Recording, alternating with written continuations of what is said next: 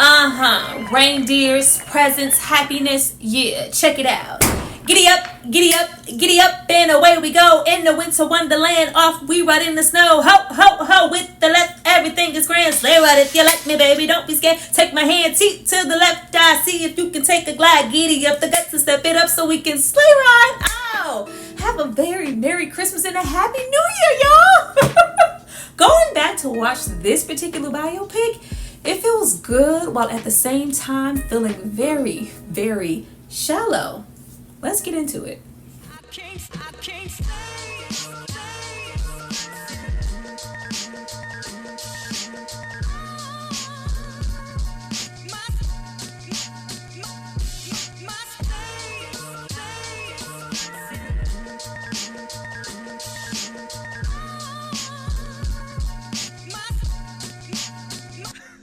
Hi you guys, welcome back to my channel. It's Tyra here with another struggle review, here to discuss Crazy Sexy Cool, the TLC Story. Now this movie is from 2013. It stars Drew Sidora, Keke Palmer, and Lil Mama. Now before we get into all things T-Boz, Chilli, and Left Eye, I need you guys to drop down and subscribe to my channel and like this video. I'm going to give you guys a moment to do that, then we're going to come back and discuss just how this movie entranced us so quickly to think that it was legitimately really good. When in fact, I think the entire time we were so amazed and entranced by how well Lil Mama was performing as Left Eye. That's what it was. That's what it really was. Y'all don't want to say that's what it was, but that's what it was. Go back.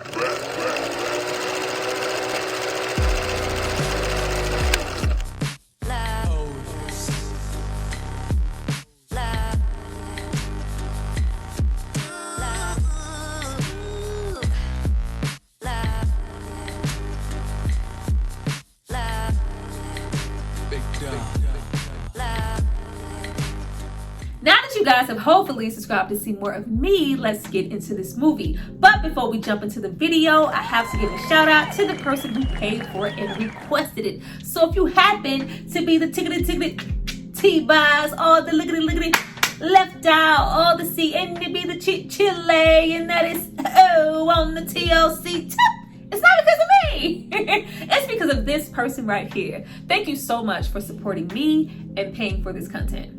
Now, this movie was directed by Charles Stone III, who is mostly known for directing Drumline, as well as Paid in Full, which I have already discussed. Go and check that video out if you care. This movie was written by Kate Lanier, who is mostly known for writing What's Love Got to Do with It. But on the flip side, we also have her writing movies like Glitter. So this could have went either way. Now, don't mistake it. When I say that I felt like this movie came up a little short in my recent watch, is in no way me saying that this movie is as bad as the Aaliyah, Britney Spears, Michael Jackson, or Nina Simone biopics. Child, we are far away from that. However, I did feel like this movie suffered from shallow writing, pacing issues, tone, some casting decisions, trying to capture in 2 hours what should take an entire miniseries. Think The Temptations, New Edition, Bobby Brown biopics. And most importantly, I really didn't feel like we got to know the girls, learn the girls, know more about them, whether you were a longtime genuine fan or you were just seeing them for the first time watching this movie. This had no depth. This was really safe. And there is nothing safe about this group but the sex. And I can already hear you biopic lovers in the back. How you gonna even sit up and say that Rozonda, Chilli, Thomas, and Tionne, T-Boz, Watkins was executive producers on the movie they put out? How you gonna judge? Shut up. I already know that. That still doesn't change my opinion. I am a fan. That women empowerment, advocating for safe sex, the condoms on the clothes, those baggy fluorescent colors and jeans, that tomboy attire, not too much on selling sex, but really high-spirited, almost mischievous, fun and childlike, while still being sexy, but naturally sexy, simply cool, never having to try too hard or do too much. Every single thing about this group just flows in the most effortless way possible. Just strong and feminine all at the same time, and that's just on the TLC tip. Every single album, them growing up from, young women getting older, they were always evolving and maturing, not only in their style, but in their music. Completely changing what a girl group was allowed to look or sound like. Never ever possessing that lead with the bold, strong, soundstress, loud, soulful voice, the In Vogues, the SWVs, or the Escapes. There was no, I like the way we carry on, his love and wasting me on and on with my man, never gonna get it. It was not on that. It was, no, you can get it, but whenever I want it, and if I do want it, I ain't even scared to beg for it. Like, a completely different thing. Long gone are the days of Supremes or the Diana Ross in the Supremes with that lead just out front that everybody pays attention to. While maybe, the other girls kind of low-key play the background and get a little part if they choose to. No, every single person in this group had a role to play. There was never any grandstanding. They all needed each other. Of course, we have Chilli, very soft, light, sexy, this voice that's not too much but just enough. She's a dancer as well as beautiful, this brown skin, this flowy curly hair. It's just something so warm about her, while at the same time extremely lighthearted, giggly, smiley, and fun. And long before now, back then when we were talking about somebody looking exotic and oh, she must got Indian in her family, we were talking about Chilli. Then of course we have T-Boz, the epitome of cool, refreshing, different. She really gave the group this distinction and made them stand out.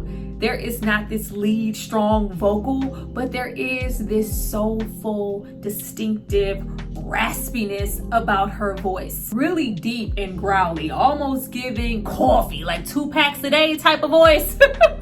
But it's the best thing you would ever want to hear.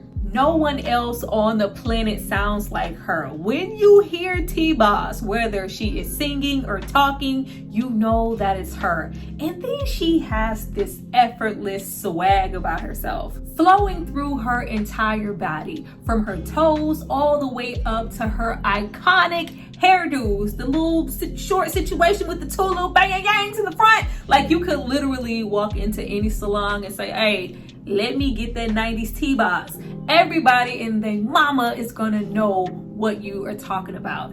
Absolutely a trendsetter. And then you have the very missed and very animated Lisa Left Eye Lopez. Just multifaceted, multi-talented. The singer, the rapper, the instrumentator, like I'm the architect, like everything. Everything. Just the Gemini, the big doughy eyes, the standout, almost the group's mascot, due to her bold beauty, her attitude, and her personality.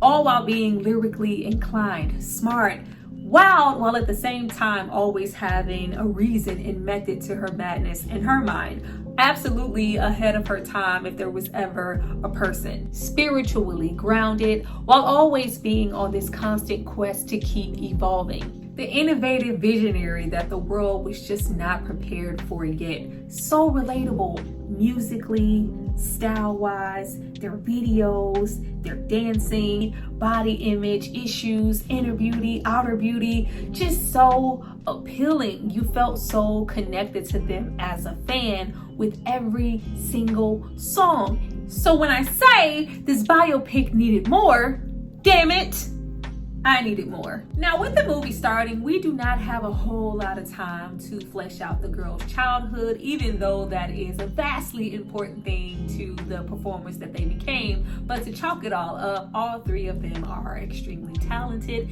and all 3 of them have daddy issues. Even though Lisa Left Eye actually has her father in the home, he is alcoholic, he is domineering, and he is at times abusive.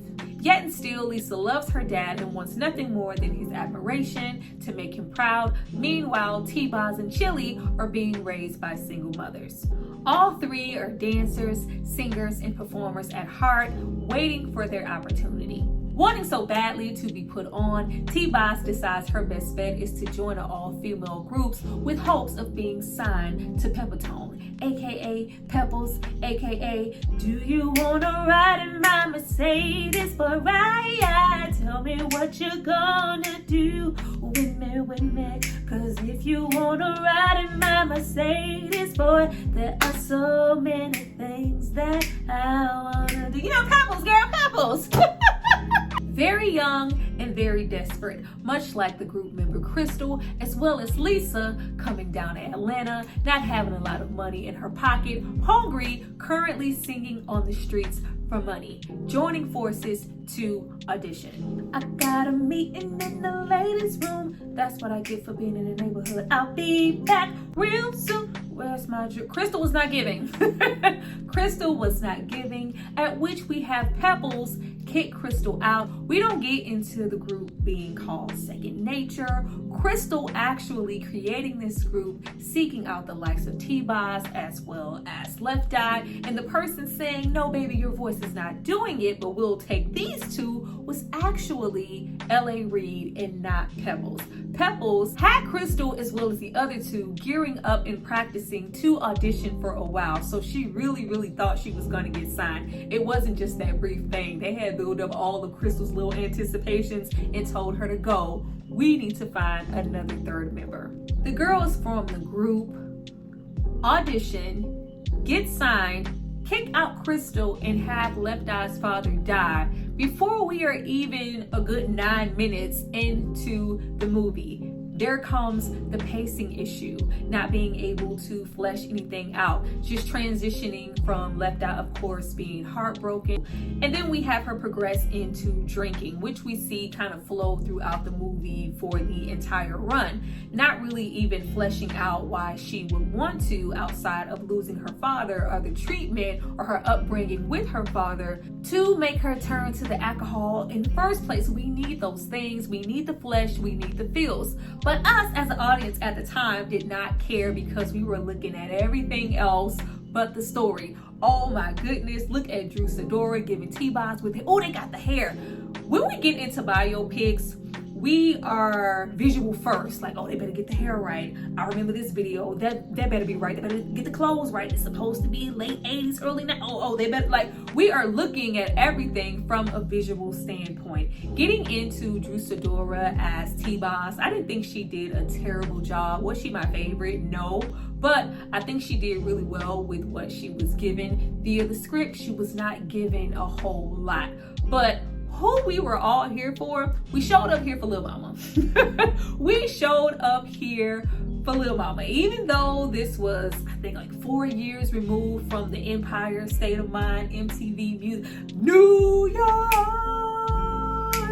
urban jungle where dreams are made. Like, oh, everybody was mad.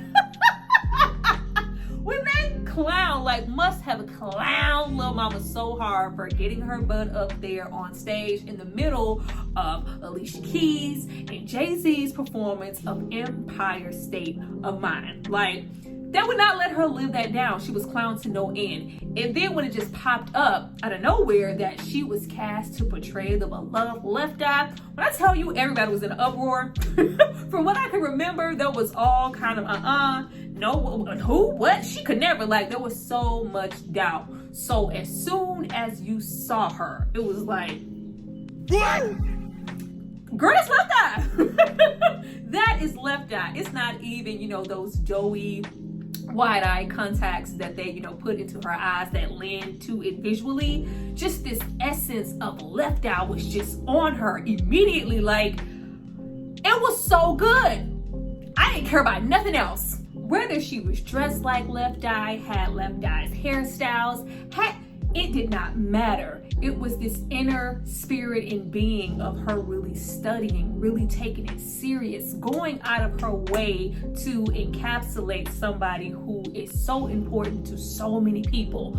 Lil Mama did so good. I found myself really being drawn to her the most watching the movie, and low-key forgetting a lot about the other two girls. And I just do not want to even do that getting into a TLC movie. It's supposed to be about all three of them. Getting into that third member and Pebbles scouting somebody, anybody, we have a Rozonda Thomas background dancer to acts like Damien Dane, fitting in with T-Boz and Left Eye like a glove. Carefree, happy, and enthusiastic for the opportunity, not one to let life pass her by. Portrayed here by Keke Palmer. Now, Keke Palmer was that one casting choice for me personally that I was like, oh, that's a choice. It's the same thing I said about Drew Sidora. They didn't give her a whole lot to work with, but Drew Sidora managed to capture something about the group, this essence that T-Boz has, that all of them have, this effortless, cool, not really trying to do too much type of energy. Getting into Keke Palmer in the way that she acts, and I'm here for Keke Palmer, but there is this try hard to the way that she acts in a movie. Not really so much bad acting, but you can tell in fact that she is acting in a group that is the epitome of being laid back. You probably won't even know I'm in this room unless I say something. Versus a Keke, not only are you gonna know that I'm here, but I'm probably gonna be the loudest one in the room. It's just a total contrast for me. It just felt like it was, long as she dresses the part and we throw this good old wig on, we just gonna say this Chilli. I was like, all right. I tell you this though, they definitely didn't do Chilli or Keke any freaking favors by spending majority of Chilli's time on the likes of producer and writer Dallas Austin. Chilli's entire storyline was all Dallas Austin. Why? Chilli is immediately flirting and all about Dallas, even after T-Boz warns her, this is not the dude, he's a player, he gets around. You might not want to do that and get your little feelings hurt. We spent a lot of time on Dallas as well as Pebbles. Child, we spent too much time with Pebbles. We spent way too much time in the beginning stages of the girl's career. What about your friends? Will they stand there? Do this again. Will they let you down? Yeah. Do this again. Hit the moves again. Hit the moves again. Like it wasn't no other songs on that record. Hit the moves. Hit the moves again. Like it wasn't no other songs on the TLC tip. Like we spent a lot of time on What About Your Friends, and Pebbles wanting to prep the girls, work them like workhorses, also change their image, make them sexy, put them in some dresses. And then we have the likes of L.A. Reid like, no, this is cool, leave it where it is. And we have the girls kind of low-key vocalize a little bit like, no, this is us. We think, being distinctive and different is a good thing. We want to keep this. I really wish we would have leaned more into things like that. Their image was such a big part of why we love them. I want to get into who, why, and how we came up with that. Such a bold choice that we know the girls played a major role in. These are the things that the people want to know. To a moment where, Pebbles is trying to get them to sign that damn slave contract and, we're just going to change the game. We're going to be influential. We're going to, make an impact on all the young girls around the world and we're going to care about our family. I'm like, we can't. This is not the same. This is not the same. And of course, we have them sign and have Pebbles offer them a mere $25 a week. Absolutely no lawyer present, taken advantage of by someone they're looking up to. Pebbles talking this big talk as if she is looking out for their best interest as a woman. It would have lent itself so much more to how the girls could be the biggest group in the world and be broke. The fact that Pebbles was also signing them to an 8-album deal. 8 albums. I need you to make 8 albums before you even think about being released from this contract. Pebbles had full ownership and control, publishing rights to everything involving TLC. They could barely work with anybody else without her negotiating to get a piece of everything. Like, I'ma work y'all hard. You want fame? Well, this is where you start paying the sweat. A whole lot of that. And we spend a guapa time on her trying to set up Chilli to be a thought pocket. Like, due to the fact that Chilli is often distracted by the likes of Dallas, glowy-eyed and flirty, we have Pebbles size her up and call her loose.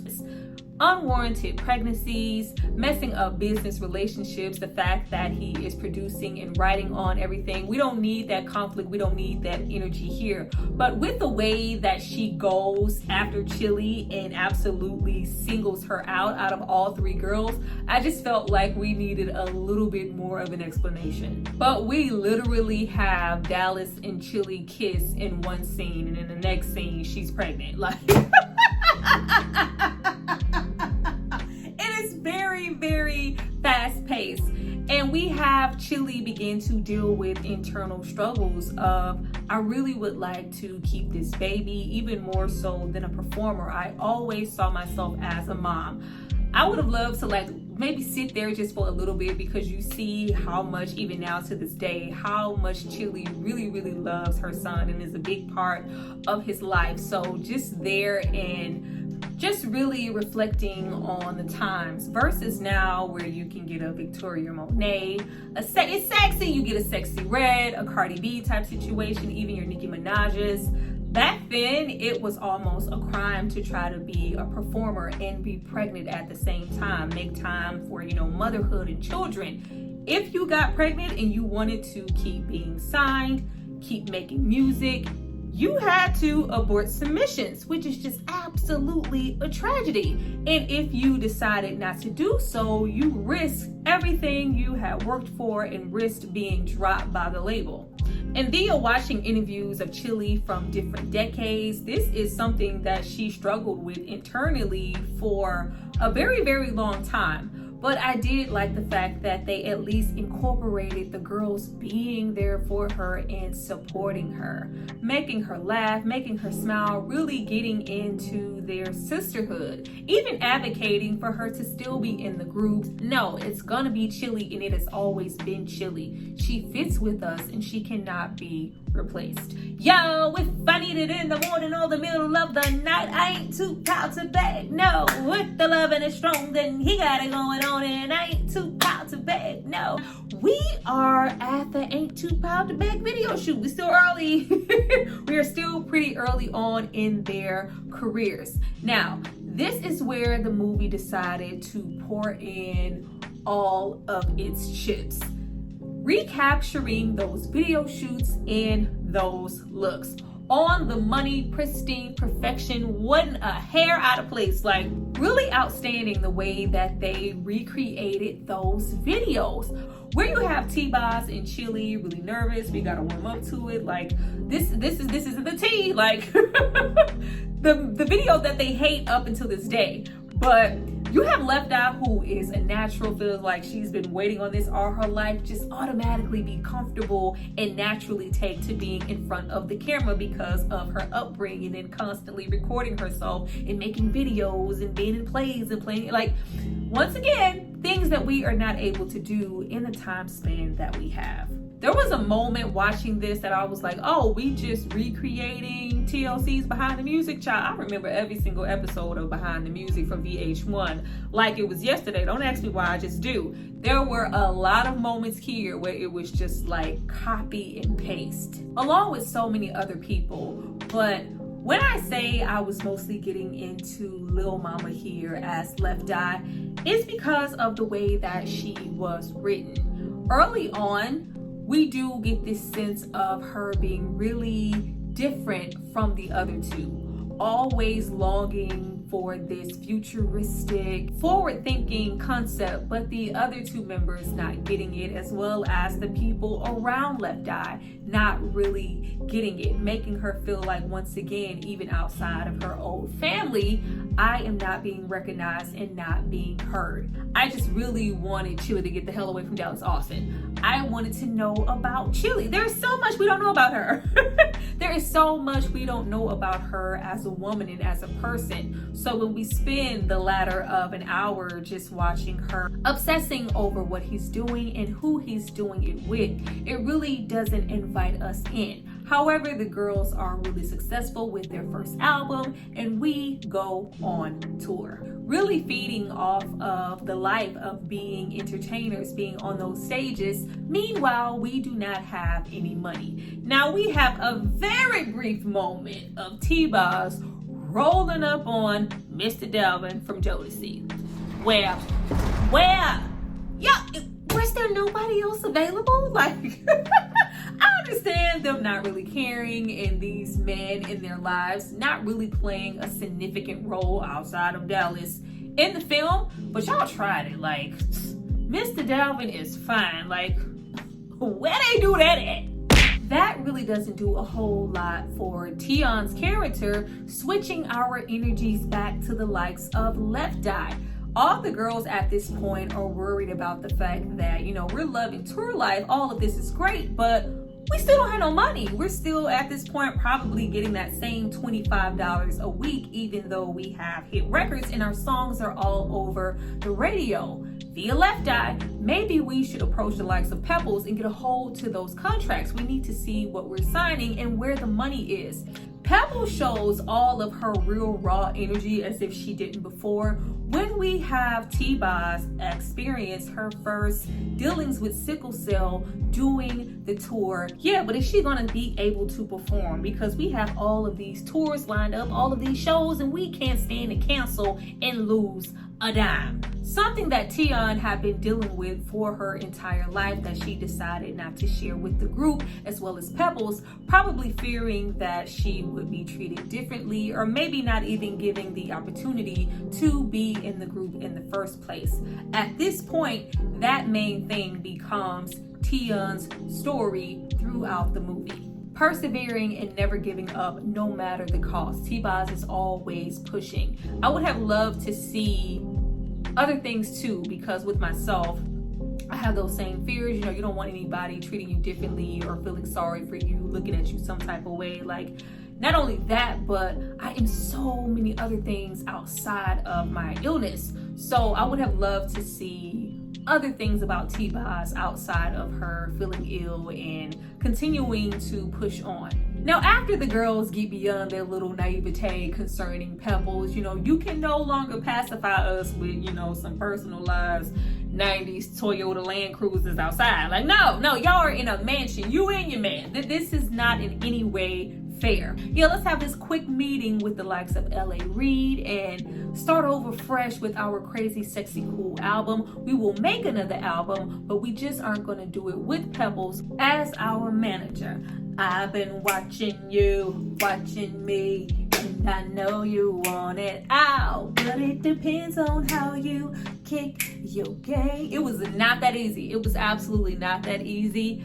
From that moment on, we really don't see or hear anything from Pebbles. And L.A. Reid just mentioning the fact, you know, she owns the rights to this, that, and the name. She owns your name. Yeah, whatever we got to do, we just need to be from underneath her. There is no mention of them having to pay her $1 million per letter just to get the ownership of their name back. There is no mention of the fact that they were still so far in debt as far as Pebbles was concerned. Regardless if she was in the picture or not, she was still making money off of the girls and they were still in some way under contract. This was not some easy breezy cover girl situation. Like, she was still there and contributed to the bankruptcy situation later on.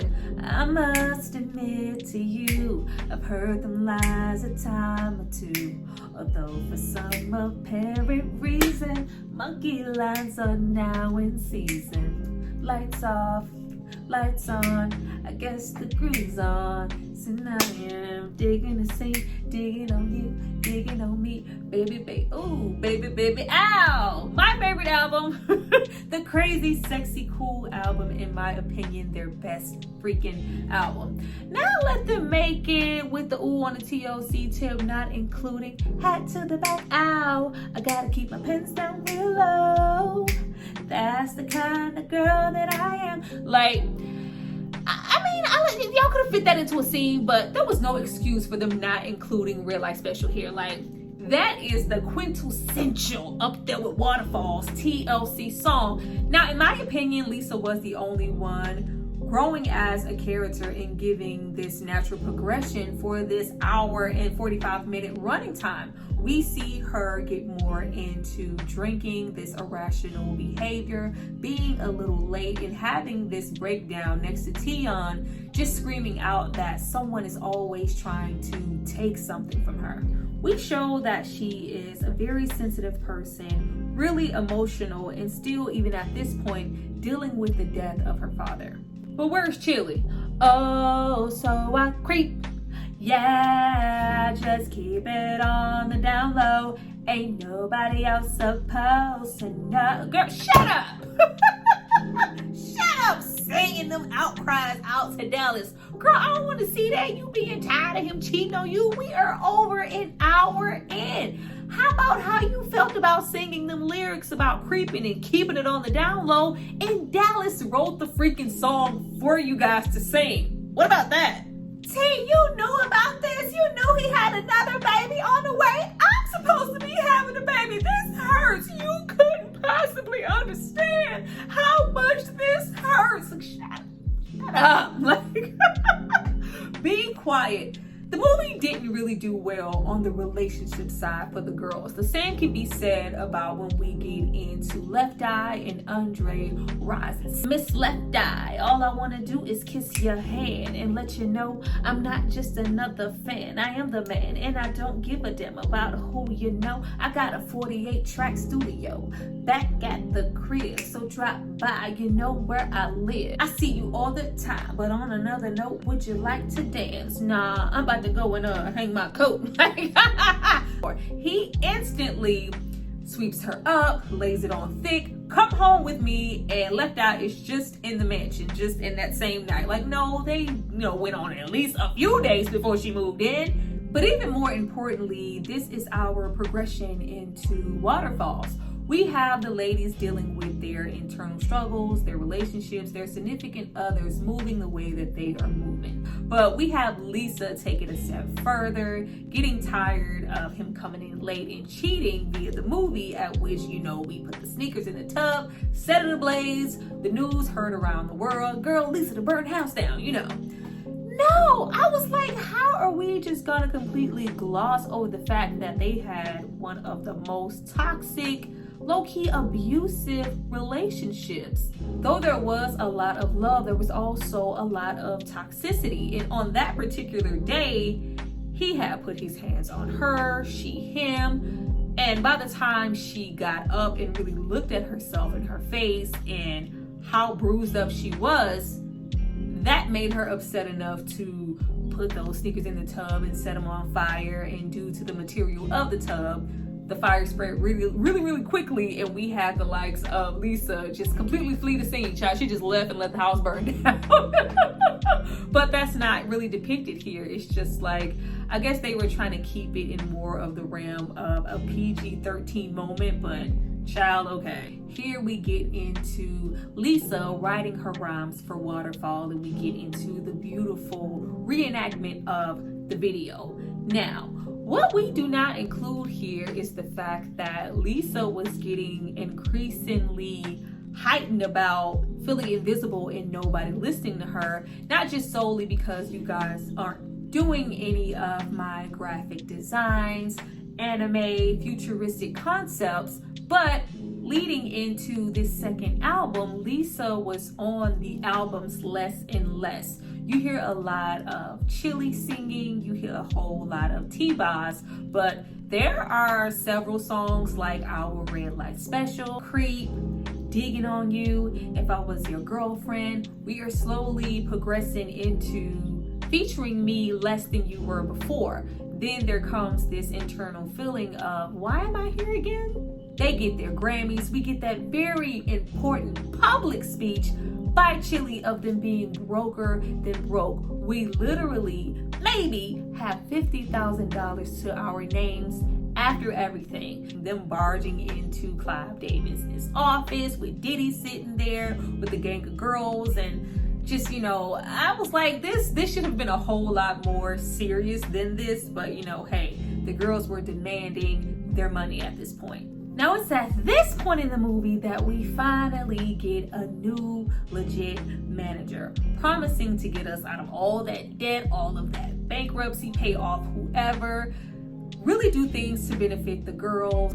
Mind you, we have like 30 minutes left in the movie and we are still in the CrazySexyCool, Digging on You, Chilli just now getting pregnant stage. Like, we got 30 minutes for fan mail? Once again, things that we don't really dive into here. We don't make a significant statement about their impact on the culture and that connection that they had with their fans.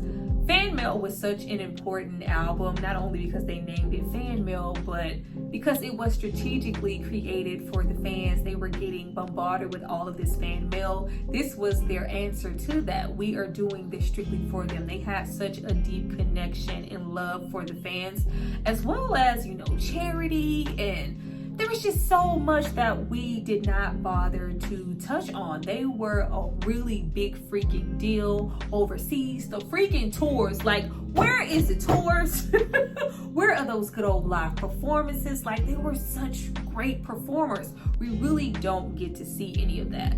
You can buy your hair if it won't grow. You can fix your nose if it says so. You can buy all the makeup the magic can make. But if you can look inside you, find out who am I to be in the position to make it feel as though, damn, I'm pretty. Being in the bows and the woes of her illness and just really not feeling beautiful, inspired, unpretty. And we have the likes, hour and 20 minutes in, Chilli finally breaks up with Dallas Austin once she has her baby. Like, I don't need you no more. We really have her choose what she feels like is right for her and right for the baby. We were never ever, it's so abrupt, we were never good for each other. So, just get out my face. Like, all right, well. A very, very quick situation. We literally throw some random ass nigga to the side with braids and say it's Mac 10. That was hilarious. We have T-Boz link up with, Mac 20, because I don't know who the hell that was. And we have Lisa find Larry, some rando who is influencing her behavior in the group, via the movie, listening to him, giving her that David Ruffin, you the star, I'm a star, like, you ain't gotta deal with this. They not, catering to your needs like me. They're not listening to your ideas. You might just maybe want to consider going solo. Lisa is slowly starting to move on her own time, be less and less interested in the group, because at this point she is strongly desiring to go solo, regardless of who is on her side. She has aspirations and a completely different vision for what a solo project would look like, getting more into what she has to say, getting more connected with her spirituality and her trips to Central America, Honduras, and really searching for that inner peace. Really not liking kind of the music industry as a whole and where music was heading, wanting to channel all of this peace and longevity and life into her music and branch that out into the world. Like, she had a whole vision, child, that TLC at the time just wasn't fulfilling for her. She was always evolving into something else. Now, I really hated the fact that we had time to squeeze in Larry, him contributing to her being problematic, the girls, especially T-Boz, just really feeling some type of way. This is not the time to stop our bag and our money, rightfully so. We are just getting into a good space, really about to make the money that we always deserved, and now you want to go solo and do your own thing, be late, play on my time, TRL's time, get on, radio stations and this, have the girls in little magazine interviews, make 3 albums, and let's see who's the best, and really get into this competitive space with your own band members, creating this separation that doesn't need to be there. But we have no time to just really implement the fact that Left Eye, out of all 3, really was getting into her solo success with all of these features. She was featured on a lot of stuff. Never the One, Packing the Gun, got some other raw chicks for that, lay your pants flat, like what? We gonna act like she was not on Ladies Night. Ooh, say what, say what, say what. That Donnell Jones getting into Mel C from the Spice Girls, like, there was just so much, even early on, like, that was not even mentioned, the fact that Pebbles did stuff like Stop Her Bag. Early on, Left Eye was featured on a whole bunch of stuff, Keith Sweat, just everybody. But MC Lyte personally wanted her early enough for her to be featured on I Need a Roughneck, Gotta Get a Roughneck. And you know, Pebbles stepped on that trying to be money hungry, and they just could not make the deal. At which we hear her verse for Roughneck in House Party 3. Knock, knock, you gotta let me in because you know you got alligator skin underneath your chin. I'm the only much bigger roughneck nigga. Check them in a second just to see who's big. Okay, y'all, we can see who's my fave. We can see who's my fave. But I just found it really weird that we didn't make time to mention that. Not that we have to go down a list of all of her accolades, but we really do dive into the failures. And I was like, we not even... So we don't say nothing about Black? That's all I wanted. If nothing else, I just wanted them to say something about Black. Left Eye had a lot of solo endeavors, and it wasn't just her. A lot of the girls in the group ventured off into other things, you know, being featured on things, making their own, you know, solo appearances on records, getting into acting. But it's just at this point all on Left Eye. Stopping their bag when really at the time I just feel like she was thinking about what was best for her and was just really tired of feeling like her ideas were on the back burner and just things that she wanted to implement within the music, or maybe just her verses not being good enough and her not being featured on the albums as much as she was before. But if we get into things like the no, I don't want your number, no, I don't want to give you mine, and no, I don't want to meet you nowhere, no, I don't want none of your time, and no, I don't want no scrub. A scrub is a guy that can't get no love from me. Hanging out the passenger side of his best friend's ride, trying to holler at me. Being one of their, pretty much their most iconic video in my opinion, and this was finally the moment they decided to maybe incorporate some of the things that Left Eye has wanted to do this entire time, and it was so different and it stood out so much. Now of course we don't have time to mention things like Lisa running to Central America with Larry and them putting out a whole missing Amber Alert type situation for her, and it upset the fans dearly. Like, girl, we thought nobody could find you and you just disappeared off the face of the earth to Central America. Or, you know, good stuff like Chilli being on Sally Jessy Raphael, meeting her father for the first time. I remember that. No, it's just more pushing towards Left Eye. You know what? If you don't begin to fall in line, meet these requirements, work on that fourth album, and also tour for this current album, none of us are getting paid. You are messing up the bag. Can you please get it together? You are under contract.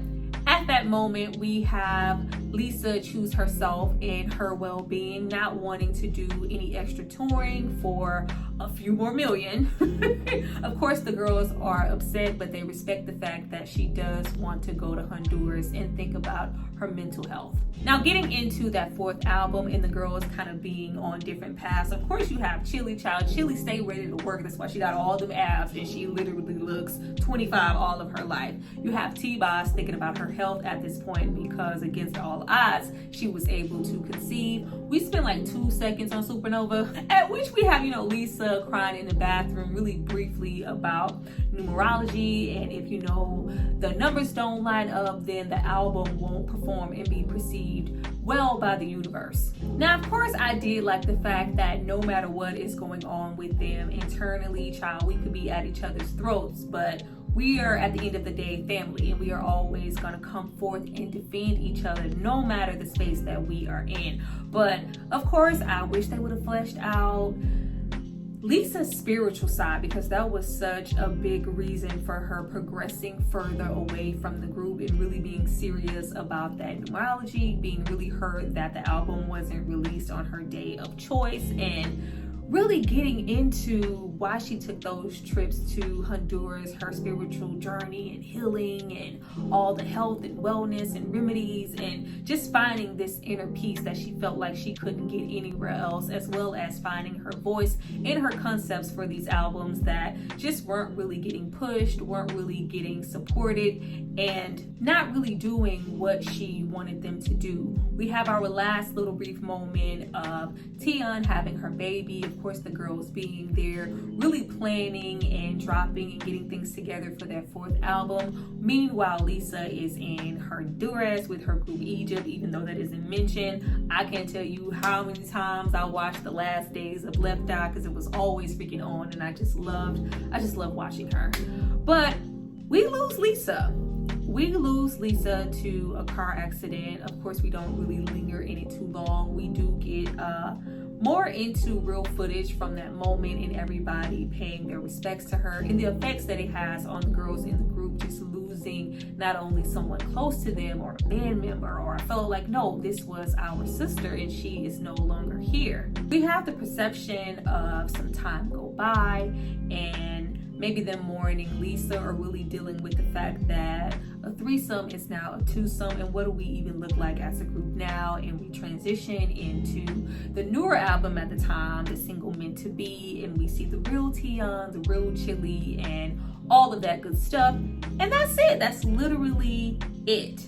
Now, I really wish we could have got into Lisa's death more, as well as punk ass LA Reid forcing the girls to not only, like, either y'all gonna finish this album or we're going to, you know, put out a cash grab compilation situation, just really trying to market and capitalize on the likes of Lisa passing away. They didn't even have proper time to mourn. Literally 2 weeks after her death, they had to go rush and finish the TLC 3D album. Absolutely trash. But you know, I'm done with that. We ain't no time.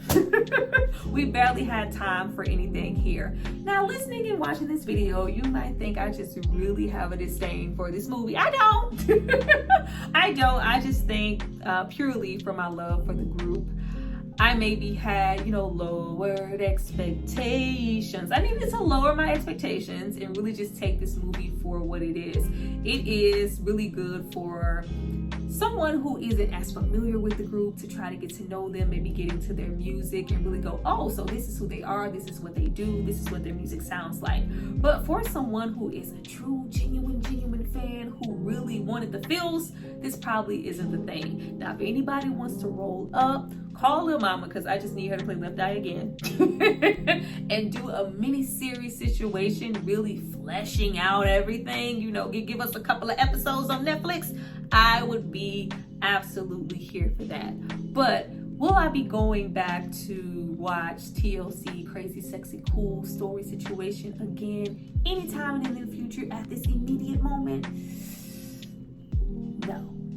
Well, you guys, that was my review for CrazySexyCool, the TLC story. Please drop down and tell me how you feel. I'm sure you guys will have some interesting things to say and tell me that I'm doing too much. Tyra, you're doing too much. How did you want it? I wanted everything, okay? I wanted everything. This is a very, very important ass group to me personally and to music.